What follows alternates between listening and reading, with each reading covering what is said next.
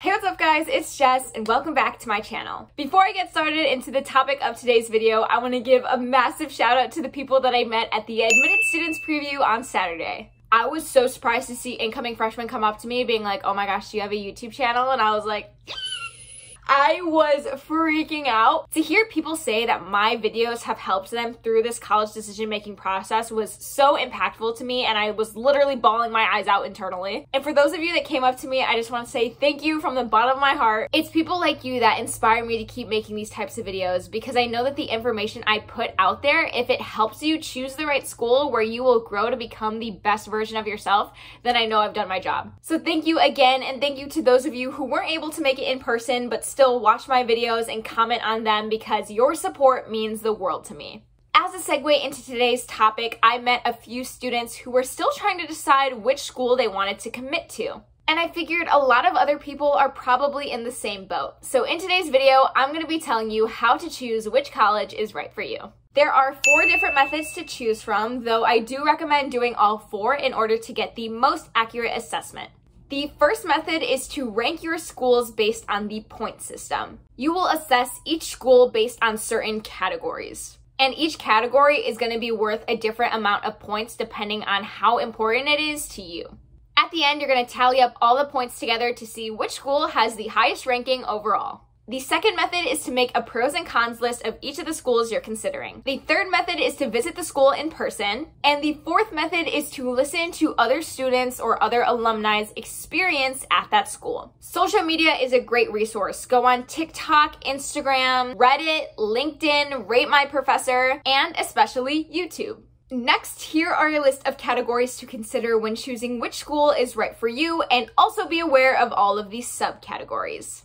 The first category is location. The first subcategory is to consider how close it is to your family and friends. Are you someone that feels your absolute best when you're with these people, and do you love spending as much time with them as possible? Or are you someone that values independence and freedom and sees moving away from your family and friends as a new start in order for you to understand more about yourself and your desires? For me, I chose a school across the country, and no, this isn't because I hated my family and friends, but actually I believed that spending extended periods of time away from them would allow me to appreciate that time that we do have together even more. Additionally, I spent 2 years of my college life at home in Illinois, and it severely destroyed my ability to focus and perform well in school.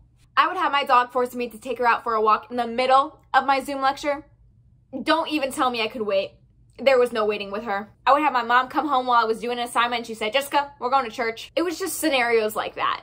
This subcategory is definitely based on your personal preference, so just think what would be best for you at this new stage in your life. The next subcategory is the proximity and access to public transportation. I knew that I didn't want to take a super expensive Uber every single time I wanted to go home for break, so I chose a school that was right next to the light rail, which led directly to the airport. I didn't have a car, so I knew that being close to bus stops was a huge priority. The University of Washington also provides the U-Pass, which allows students to use the public transportation for a mandatory quarterly fee. It generally isn't too expensive given how often students use public transportation. And since you have to pay for it, you might as well use it. The University of Washington is also a huge school, so sometimes I use the bus just to travel in between my classes. The next subcategory is the proximity to grocery stores. At least for the University of Washington, the grocery stores are so overpriced. I will never forget when I went into the district market my freshman year. All I wanted was some almond butter. The only product that was available was this pathetic tiny jar of almond butter that cost $12. $12.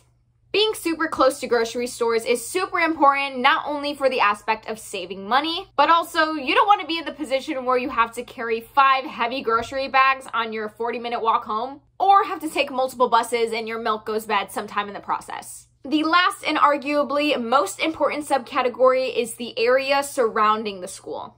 Sure, the campus may look beautiful, but what happens when you walk 5 minutes outside of campus? Will you be seeing green growing grass and people biking? Or will you be seeing old buildings stained with graffiti and construction and litter on the ground? All I'm trying to say is that this subcategory should have been worth so many more points than I gave it when I was first deciding which school I wanted to go to when I was a senior in high school. Because the University of Washington's surrounding environment immediately next to the school is not one that prioritizes students' physical and mental well-being. Additionally, think about what you'll be doing outside of school.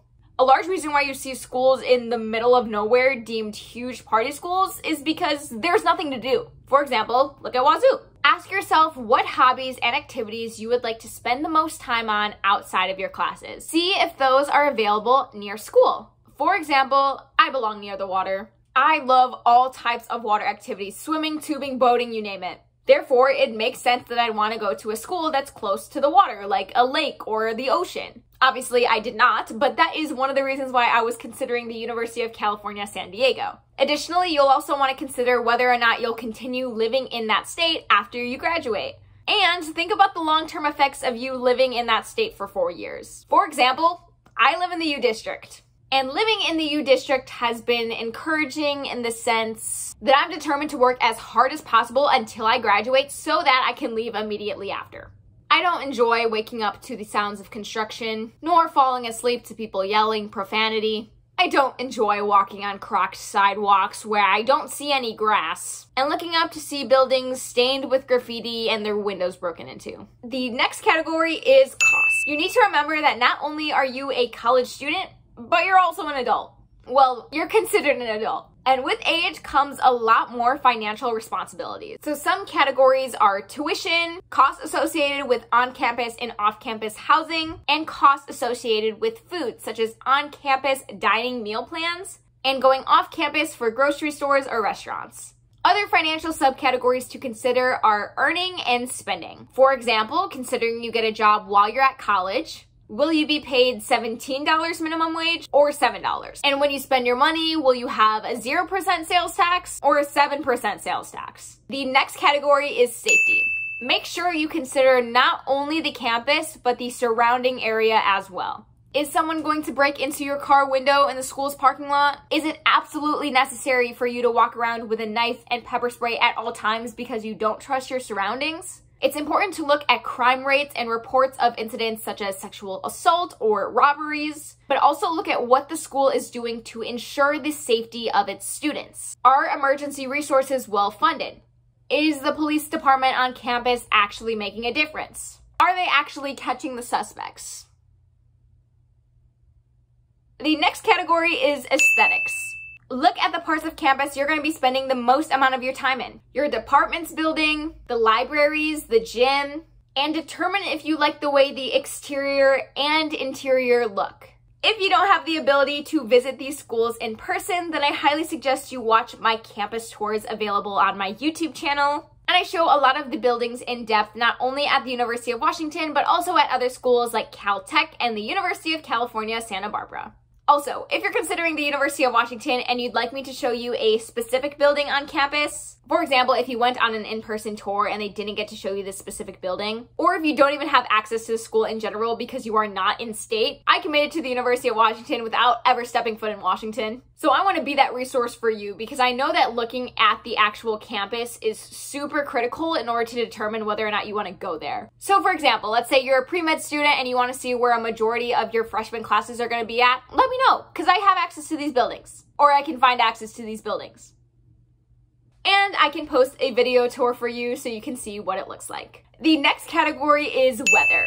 Are you someone that enjoys experiencing all 4 seasons? Are you someone that needs to have sunlight for sanity? Are you someone that loves rain? And if so, be specific on what type of rain. All I'm trying to say here is that one of the reasons why I chose the University of Washington is because I like rain. And I know that it rains a lot in Seattle. What I didn't know was that there's different kinds of rain. And apparently, I like Midwest rain. Not this. I like thunderstorms and lightning and dark skies that command the whole town with a heavy downpour of rain. What is this? I do not like gray skies with pathetic rain. Trinkle, trinkle, trinkle. Pitter, patter. The next category is student body. Some subcategories to consider are diversity, the party scene, and political/religious beliefs. For example, at the University of Washington, you can't be conservative. I'm sorry. You cannot be. You're gonna get hated on Instagram. I can't believe you want to be a billionaire, Jessica. No one deserves to be a billionaire, Jessica. A lot of my personal opinions don't sit well with the majority of UW students, so. The next category is job market. How likely are you able to get a well-paying job on or off campus during your undergraduate years? And how likely are you able to get a job right after graduation? You gotta be paying those bills somehow. The final category is academics. These subcategories include opportunities for undergraduate research, access to academic resources, the school's prestige, the option of going to grad school, the major system if applicable, prerequisite classes if applicable, and transfer credits, meaning that your AP, your IB, your Running Start credits are able to be used towards your degree requirements. Another super important subcategory is the professors. Especially if you're going into a STEM major, look at the faculty pages. Most likely you're gonna end up with one of the professors listed on there. Look at what research they're doing. You want to see that a professor is passionate about what they're doing. They're doing exciting research. They love teaching students. And what you definitely do not want is a professor on tenure. Someone that does boring research, they're monotone and they're mean, and they don't care about you, your grade, or your ability to learn because they're about to retire, so it doesn't really matter. In my opinion, I think the impact a teacher has on whether a student succeeds in school in terms of learning and performing well academically is so much higher than people think it is. Teachers are so crucial to a student's success in school that I believe they should be evaluated constantly to assess whether or not they're actually living up to the expectations of being a good educator. The University of Washington's Math and Physics Department. Sorry, my throat's been acting up lately. I don't really know what's going on. In my next video, I'm going to be using the point system to reevaluate the University of Washington as a third-year student. I will explain my reasons as to why I chose a certain number of points for different categories, and I will share which categories I think are most important and least important in the college decision-making process. If you'd like to see that video and others like it, be sure to like this video, subscribe to my channel, and turn on post notifications, and that is it, y'all. I will see you all in my next video. Bye!